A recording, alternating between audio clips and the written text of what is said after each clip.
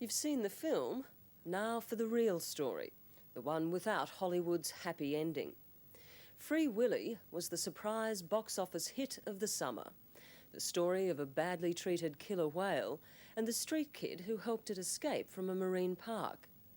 Well, in real life, Willy is named Keiko and lives in an aquarium in Mexico. The pool is cruelly small and Keiko is dying.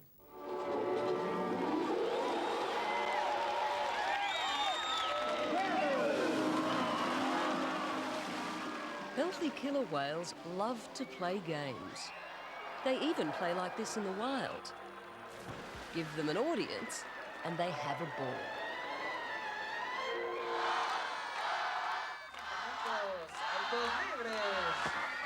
Down Mexico way, Keiko wows the crowds 6 times a day, every day.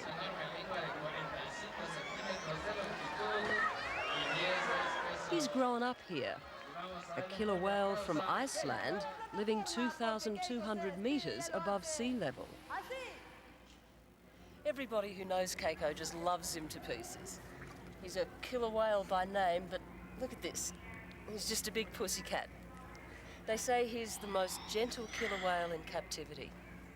Yes, they do. He just stares at the people as they stare at him, and he just takes his head out so he can hear and look at everybody. Yes, he's very special. Renata Fernandez is Keiko's trainer. What is that just under his flipper there? Oh, this is called papilloma. It's kind of like a skin problem, kind of like a wart. Renata can see for herself every day that Keiko is sick. Sick from living here. For most of his 10 years in this tank, the water has been far too hot and polluted from his own excrement. His eyes are red raw from chlorine. The dorsal fin that stands proud with whales in the wild flops sadly. What do you think are Keiko's prospects if he stays in his pond in Mexico City? He'll die. He'll die there eventually. I can't give you a date on when he'll die, but he'll die. Tim Desmond is an animal psychologist, expert in training whales. When the film Free Willy was being researched, he was asked to find an orca to play a lovable but dying whale. Keiko was all too perfect for the part. In the movie, a street kid falls in love with Willy. When he realises Willy's living conditions are so bad that he's dying, he decides the only way to save him is to free him. In real life, that's how Tim Desmond began to feel for Keiko. Did you fall in love with Keiko?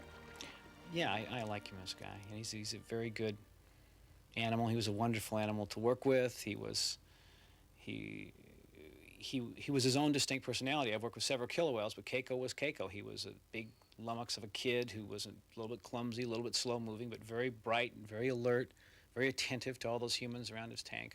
He was a wonderful personality. I enjoy him. As they filmed the story of saving Willy, the film crew and producer Dick Donner started thinking about doing it for real, freeing Keiko. Late in the shooting, Dick Donner approached me and said, "Hey, Tim, we got to do something about this animal."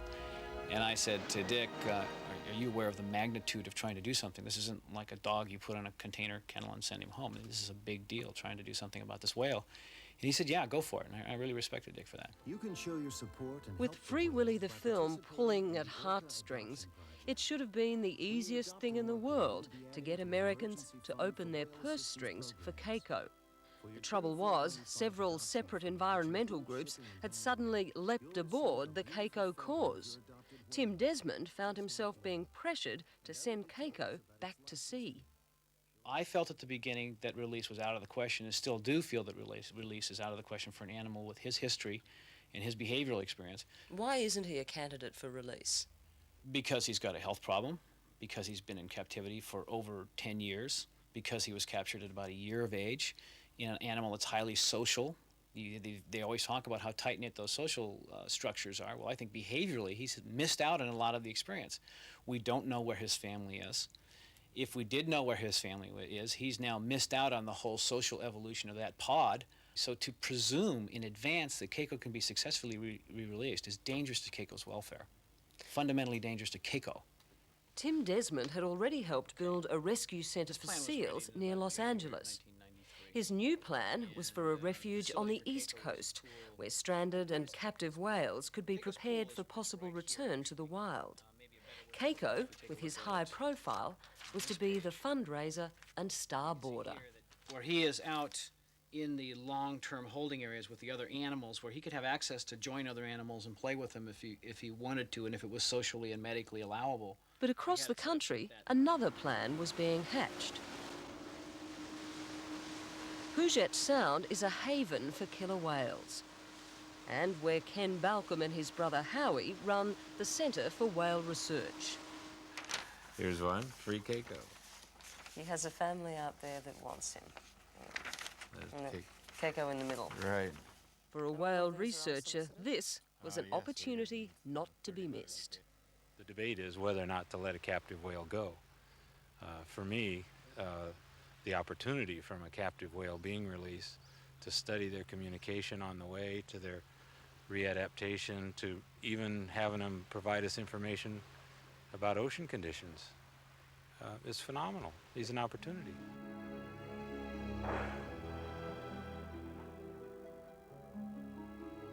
For the first time in his adult life, Keiko would be free. To swim, to mate, to play with other whales. Ken Balcombe was sure Keiko could adapt. But this is a whale that for more than 10 years hasn't dived deeper than 15 feet, and you want to put him in the ocean. Sure, I think that's what he needs. Return him to a family he doesn't know. Well, this is what we want to do first, is try and get him talking with the family. Set up the communication link. Call home. You'd have to teach him that, though.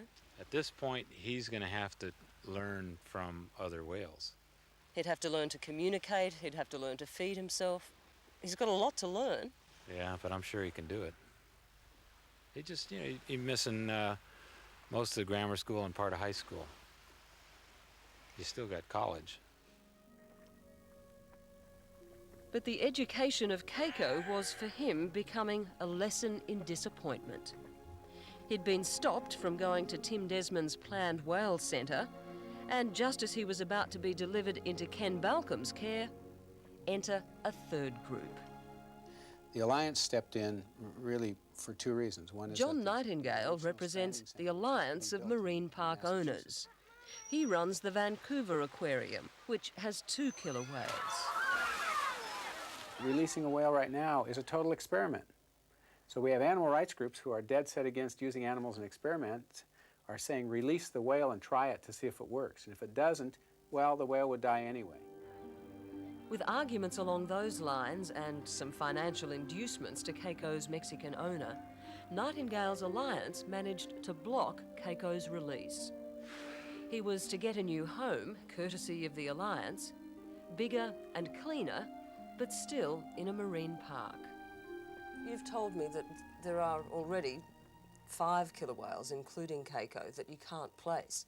What chance does Keiko have of finding another home in another aquarium somewhere? Oh, I think the chances are very good. The Alliance has said, we'll find him a home, even if we have to cause or get agreement from other institutions to shift whales around. But why Keiko? You've got 5 whales that you don't need. We're working Why not just butt out of it or work together with the people who want to release him? What is the logic of releasing Keiko in the next year or two just to see what happens when we don't know enough to do it responsibly? The villain in the movie Free Willy was the marine park owner. Gotta hate that whale. It was the worst of all possible publicity for Alliance members. Their rush to adopt Keiko's cause was meant to repair an image that, sadly, is well and truly deserved. In a machinery shed at the Niagara Falls Marine Park, we secretly filmed a whale called Junior. He's been here for 4 years, never seeing the sky. Park owner is John Holler. Mr. Holler, why don't you ask the Alliance to help you find somewhere to keep this whale? Why don't you do that? Just get lost. Okay? How long have you kept the whale in that wet? The pool that is Junior's home is even smaller than Keiko's. But no one's fighting to free him. Hardly anyone knows about him. But then Junior is not a film star. And isn't Junior in more desperate need than Keiko? I think probably. Is it just that Keiko's a very high-profile killer whale? No, it's that Keiko became a very time-sensitive issue. For Keiko, the wait goes on. The devil of environmental politics has come between him and the deep blue sea. Keiko's biggest problem right now is that no one can agree on just what's best for him.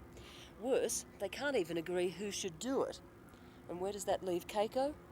Well, he might die before they finish the argument. Free Willy is a great motivation for conservation. It's a wonderful motivation. That's why we did the movie. Whether you're from the oceanarium business or you're an animal welfare activist, that was great conservation because it got people fired up to care about an animal. How would you feel if Keiko did die in that marine park? It would make me angry that we missed the opportunity to bring people together to do something good for Keiko and do something good for the environment that met everybody's agenda. The display agenda, the animal welfare agenda, the conservation agenda. It was all doable, and we blew it. We collectively blew it. Hello, I'm Tara Brown. Thanks for watching 60 Minutes Australia. Subscribe to our channel now for brand new stories and exclusive clips every week. And don't miss out on our extra minute segments and full episodes of 60 Minutes on 9now.com.au and the 9Now app.